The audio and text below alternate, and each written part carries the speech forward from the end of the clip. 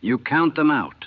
You count them back. That's what we did. Every mission. Count the planes leaving, count the planes returning. The numbers never matched. I flew B-17s out of England. 8th Air Force, 91st Bomb Group.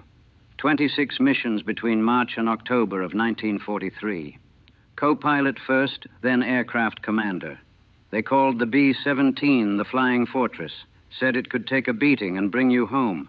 Sometimes it did, sometimes it didn't. My name is Robert Hayes. Detroit. My father worked the Ford assembly line. I grew up around machines, around engines. Seemed natural to fly. Joined up in 41, right after Pearl Harbor. Flight school in Texas. Advanced training in Florida. Shipped to England in early 43. 21 years old, and they gave me command of a 10-man crew and a $250,000 bomber. Put us in formation with hundreds of other planes and sent us into Germany in broad daylight to drop bombs on factories and rail yards and cities. Broad daylight. That was the theory.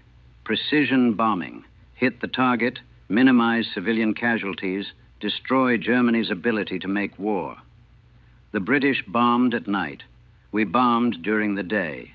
The Germans could see us coming from 50 miles away. The life expectancy of a bomber crew in 1943 was 15 missions. You needed 25 to complete your tour and go home. Do the math. Most guys didn't make it. We knew this. Everyone knew this. But you don't think about it. Can't think about it. You focus on the mission, on your job, on getting through today. Tomorrow can wait. My crew was good. Best navigator in the group, Tommy Sullivan from Chicago. Best bombardier, too, Eddie Kaplan from Brooklyn. Engineer who could fix anything, Marcus Webb from Alabama. The rest of the boys were solid, young, scared, professional. We trained together, flew together, trusted each other with our lives every time we went up. But the crew I was closest to wasn't mine. It was Mike Patterson's crew. Mike and I had gone through flight school together. Best friend I had in the service. We'd arrived in England on the same transport, got assigned to the same bomb group, different squadrons, but we'd see each other at briefings, in the mess hall, at the officers' club. We'd made a pact. Whoever finished their tour first would wait for the other. We'd go home together. Both make it through. Both survive. Mike was on his 23rd mission when it happened. 2 more and he'd have been done. 2 more, and he could have gone home. October 14th, 1943. Mission to Schweinfurt. Ball-bearing factories. Deep penetration into Germany. Maximum enemy resistance expected. They weren't kidding about that last part. I watched Mike's plane go down that day. Watched it the whole way. From the first hit to the final impact. I can still see it. Every detail. Every second. Crystal clear. Clearer than I can see my own daughter's face sometimes. I wish I couldn't remember, but I do. I always will. The briefing was at 0400 hours. When they pulled back the curtain and showed us the target, Schweinfurt, the whole room groaned. Deep in Germany. 6 hours there, 6 hours back. Every German fighter between England and Bavaria would have a shot at us. Maximum effort, the colonel said. This is an important target. We need to take it out. What he meant was, a lot of you are going to die today. We suited up, heavy leather jackets, heated suits underneath. It gets to 40 below at 25,000 feet. Oxygen masks, Mae Westlife preservers, flak vests, parachutes, all of it heavy, cumbersome. You felt like you were wearing 100 pounds of gear just to sit in a cramped cockpit for 12 hours. I saw Mike on the flight line. His plane was 3 ships up from mine in the formation. Hell of a mission, he said. 23 for you, I said. You're almost done. 2 more, he said. Just 2 more.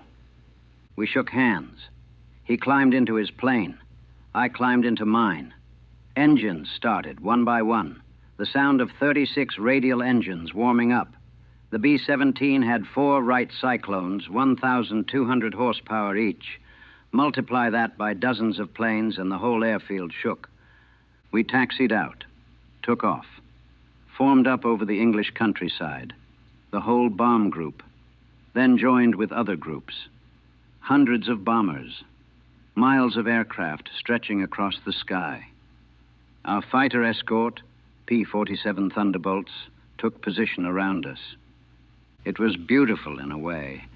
All that power, all those planes, all heading toward the same target. We crossed the channel around 900, France below us, German occupied. You could see the coast, see the defenses. Then we were over land, enemy territory. The fighters would be up soon. The P-47s stayed with us as long as they could, but they didn't have the range. Over eastern France, they turned back. We watched them go. Now it was just the bombers, alone, deep in enemy airspace. Fighters, 11 o'clock high. The German fighters came in fast, ME-109S mostly, some FW-19s. They'd climb above us, then dive through the formation, guns blazing, trying to break us up. Our gunners would open fire, 50s in every direction. The noise was incredible. The smell, cordite and oil and fear. I saw a bomber 3 ships back take hits, engines smoking. It started to fall out of formation. The crew bailed out, parachutes blossoming, 10 men jumping into occupied France. If they were lucky, the French resistance would find them. If they weren't, the Germans would. The fighters kept coming, wave after wave. Our formation tightened up. That was the defense. Stay close, keep the guns overlapping, make it costly for them to attack. But they kept attacking. They had to. This was their homeland, their factories, their cities. They'd fight to the last plane, and so would we. Mike's plane was still there, still in formation, still flying. I could see it out my window, engines running, guns firing, still in the fight, for now. The flak started over the target, German anti-aircraft batteries, 88mm guns. They'd bracket the formation, adjust their aim, then pour it on. Black clouds of shrapnel exploding all around us. You'd hear the metal fragments hitting the plane. Ping, ping, ping, like rain on a tin roof, except each piece could punch through aluminum, through flesh, through bone. A piece of flak came through the cockpit window, missed my head by inches, embedded in the bulkhead behind me, still hot, smoking. "Bomb bay doors open," my bombardier called out. We were on the bomb run now, had to fly straight and level, no evasion, no maneuvering. Just hold steady while the bombardier lined up the target, and every German gun in the area tried to blow us out of the sky. Longest 3 minutes of your life, every time. I could see Mike's plane. It was taking hits, flak bursts all around it. I saw smoke start to trail from the number 3 engine. Not bad yet, manageable, but it was getting worse. Bombs away. The plane lurched upward as 4,000 pounds of bombs dropped free. The formation turned, started the long run home. The flak kept coming. The fighters would be back soon. Mike's number 3 engine was fully engulfed now, flames streaming back along the wing. He feathered the prop, shut down the fuel. Standard procedure. You could fly a B-17 on 3 engines, even 2 if you had to. But then his number 4 engine started smoking too, hit by flak. 2 engines out on the same wing. The plane started to drop, losing altitude, losing speed, falling behind the formation. That's when you die. When you fall out of formation. Alone, wounded. The fighters swarm you like sharks smelling blood. Stay with him, I told my co-pilot. Keep him in sight. The German fighters found him within minutes, 3 of them. They made pass after pass. I could see the tracers, see Mike's gunners firing back, see the hits. His number 2 engine started smoking, 3 engines out now. The plane was shaking, barely controllable, still falling, losing more altitude. "He's got to bail," my co-pilot said. But Mike was still trying to fly it, still trying to make it back. You don't give up your plane. You don't give up your crew. You fight until you can't fight anymore. I saw the wings separate, just tore off. The whole right wing. 1 second it was there. Next second it was gone. Sheared away by battle damage and stress and the weight of 3 dead engines. The plane rolled, started spinning, falling, tumbling through the sky like a leaf. "Chutes!" someone called out. "I see chutes!" I counted them. 1, 2, 3, 4, 5 parachutes. 10-man crew, 5 made it out. The plane kept falling, spinning.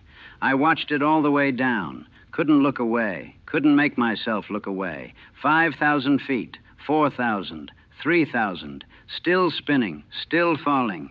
It hit the ground, exploded, a fireball that I could see from 20,000 feet up. 5 men still inside, including Mike, my best friend, the guy I'd promised to go home with. Gone, just gone. And I kept flying, kept heading home, because that's what you do. Your friend dies and you keep flying. We made it back to England. 17 planes out of our group of 24. 7 didn't come back. 70 men. Some bailed out. Some might have survived. Most didn't. I landed. Shut down the engines. Climbed out. Did the post-flight inspection. My plane looked like Swiss cheese. Holes everywhere. 1 flak fragment had cut through the pilot's seat. 6 inches lower, and it would have taken my legs off. Lucky, the crew chief said. I didn't feel lucky. They debriefed us, asked about what we saw, what we hit, what we lost. I told them about Mike's plane, about the 5 chutes I'd seen, about watching it go down. They wrote it in their reports, moved on to the next crew. Just another loss. Just another number in the ledger. I went to Mike's quarters. His bunk was still there. His stuff still laid out. Photos of his wife and kid on the footlocker. Letters from home. A half-finished letter he'd been writing. Would never finish now. I packed it all up, sent it to his wife, wrote her a letter, told her Mike was brave, that he fought to the end, that he died quickly. I don't know if any of that was true. How would I know? I was 4 miles away watching through plexiglass. He could have suffered, could have been conscious all the way down, could have known he was about to die. But I lied to his wife anyway, told her what she needed to hear, what would let her sleep at night. We kept flying. 3 days later, another mission, then another, then another. The missions blurred together. Targets and flak and fighters and losses, always losses. I lost count of how many planes I saw go down, how many friends, how many crews. You'd see a guy at breakfast. He'd be dead by dinner, just gone, erased, like he never existed except for the empty bunk and the photos sent home to grieving families. They brought in replacement crews, young guys, fresh from the States, excited, eager, didn't know any better. Give them 2 weeks, and either they'd be dead or they'd understand. Either way, they'd lose that excitement. I flew my 25th mission in December, completed my tour. They told me I could go home. I'd done my duty, earned my rest. But Mike hadn't made it. He'd gotten to 23 and died 2 missions short. What kind of sense did that make? What kind of justice? I volunteered for another tour. They made me a squadron commander, gave me a desk job, said I'd done enough flying, too valuable to risk now. So I sent other men up instead, other crews, watched them take off, watched them come back, counted them out, counted them back. The numbers never matched. And every time a plane didn't come back, I thought about Mike, thought about his plane spinning down, thought about those 5 parachutes, thought about how it should have been me. My breaking point came in January of 44. I was in the operations office, planning missions, assigning targets, deciding who flew where. A young lieutenant came in, fresh crew, just arrived from the States. He wanted to meet the squadron commander, wanted to shake my hand, said he'd heard about me, said I was a hero. 25 missions, 2 tours, the way he looked at me, like I was something special, something to aspire to. I looked at him, 20 years old, baby face, probably never been away from home before, excited to be here, excited to fly combat missions, excited to fight. How many missions have you flown? I asked. This will be my first, sir, he said. Tomorrow, I'm ready. I looked at his crew roster, looked at the target for tomorrow's mission, looked at this kid who had no idea what was waiting for him. I wanted to tell him, wanted to explain what it would be like. The fear, the flak, the fighters, watching your friends die, watching their planes spin down, counting parachutes, writing letters to widows. But I couldn't. What would I say?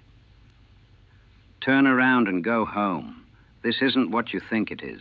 You're probably going to die, and it won't mean anything, won't change anything. You'll just be another name in another report. Instead, I shook his hand, wished him luck, sent him on his way. He died on his 3rd mission. Flak over Bremen, direct hit. Plane exploded, no chutes, no survivors. 10 men gone in an instant. I wrote the letter to his mother, used the same lies I'd used for Mike's wife, same lies I'd used for dozens of other families.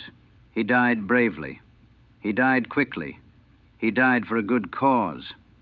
I don't know if any of it was true anymore. Don't know if there is a good cause worth 10 boys who'll never go home, never get married, never have kids, never live the lives they were supposed to live. I started drinking heavily every night, trying to forget, trying to sleep without seeing planes spinning down, without hearing the screams over the intercom, without counting parachutes that never added up to 10. The colonel noticed, called me into his office, asked if I was okay, if I needed a break, if I needed to go home. I told him I was fine. I'd keep flying, keep planning missions, keep sending boys out to die. He didn't believe me. I didn't believe me either. But what else was there? Go home, leave the war, while other men were still fighting, still dying? How could I live with that? So I stayed, kept drinking, kept planning missions, kept counting planes. Out, back, out, back. The numbers never matched. They never would. I'm 43 years old now, married, 2 kids, work for Boeing in Seattle, design bombers, the new ones, B-52s, bigger, faster, higher, better than the B-17 in every way. I can't look at them, can't be around them. The smell of aviation fuel makes me sick. The sound of radial engines, even in the distance, makes my hands shake. I transferred to the commercial side, design passenger planes now, 707S. At least those don't drop bombs, don't get shot at, don't fall out of the sky in flames with boys burning inside. I don't talk about the war. My wife knows I flew bombers, knows I was in England. That's all she knows. That's all anyone knows. When people find out I was in the 8th Air Force, they want to hear stories, want to know about the missions, the combat, the heroism. I tell them it was a long time ago, change the subject, make excuses and leave. What would I tell them? That I watched my best friend die and couldn't do anything about it? That I sent boys out to die every day? That I wrote lies to their families? That I wake up every night counting parachutes that never add up to 10? They don't want to hear that. They want glory, adventure, heroes and villains. They don't want to know what it actually was, what it cost, what it took from us. I looked up Mike's wife a few years ago, found out she remarried, has more kids, moved on with her life. Good for her. She deserves happiness, deserves to live. But it felt like a betrayal somehow, like Mike was being forgotten, erased, like those 5 parachutes I counted were all that was left of him, and now even those are fading. My son wants to join the Air Force. He's 17, thinks flying is romantic, adventurous. He talks about Korea, about the new jet fighters, about how much cooler it is than what I did in the old days. I don't know what to tell him. Can't tell him not to go. He'd resent me. Can't tell him to go. I'd never forgive myself if something happened. So I stay quiet, like I always do. Carry it alone. The memories, the guilt, the faces of all those boys who didn't come back. Sometimes I wonder if Mike was the lucky one. He died in 1943. It was over for him. Quick, final. No years of living with it. No decades of nightmares and guilt and survivor's syndrome. I flew 26 missions over Germany, watched dozens of planes go down, watched hundreds of men die, sent thousands more out to face the same fate. I survived, got medals, got recognition, got to come home and live a normal life. But the thing that came back from England in 1945, it wasn't really me, just something wearing my face, going through the motions, pretending. I flew bombers in the war, but I never came home. None of us did.